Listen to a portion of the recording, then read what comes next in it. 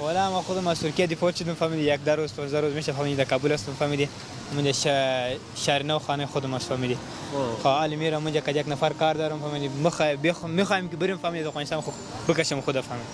کجا بکشی خدا؟ بکشم فهمیدی خارج برم، اینجا هیچ کار نیست، هیچ چیزم نیست. باور کن ما یک 15 روز میشه که آمد 50000 پس من فهمیدی پیش ما رفت فهمیدی 50000 60000. حتما میمانداری بود دیگه.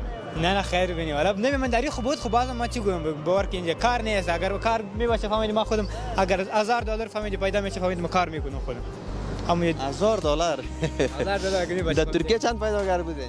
در ترکیه یک 12 13 ساعت فهمیدی پیدا میکردم، 6 7 کار میکردم فهمیدی. خیلی خوب کار سیستم میجور. 13 ساعت لیره یا دلار؟ نه دلار. چی میگی تو؟ بله نام خدا. والا این میره کارتون چی بود؟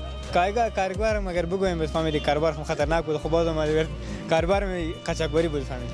همونجا خوابگاه داشتم فهمیدی، همون مسافر رو در استانبول فهمیدی.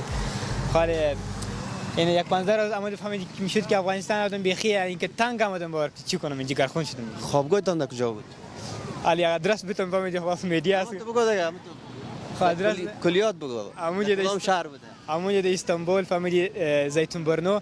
صحیح شد دیگه شد. خود تشکر خیلی برنو بوده. زیتون برنو جی پی جی محله.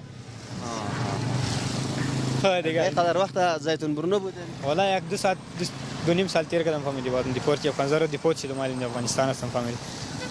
حال زندگی خود فهمیدی چی قدر است. برو شکرگزار باش که به خیر آمدی و به نام قاچاقبر گفتن نگرفتنت. نه هیچ کس نمیتونه بگیره فهمیدی خودم. باز حساب میگرفتن شاید که جنجال زیاد میشد. درست نه بود چیز نگرفتم. ما که اون فهمیدی برآمدم فهمیدی گفت کملیک ندارم فهمیدی.